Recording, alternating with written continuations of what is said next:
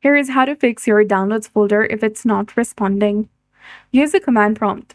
So go ahead and search for command prompt application, or you can also search for CMD.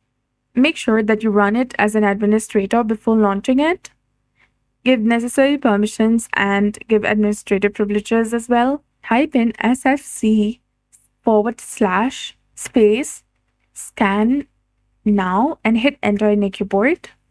Allow some time for it to process and then restart your Windows Explorer. Go ahead and open your Task Manager. You can right click on the Windows icon, then select Task Manager option. And here, select File Explorer, right click on it and select End Task if it's available over here. Now go ahead and check your downloads folder to see if the issue has been resolved. So that's it. I hope you found this video helpful. If you did, please like, share, and subscribe. Thanks for watching. We'll see you again in the next one.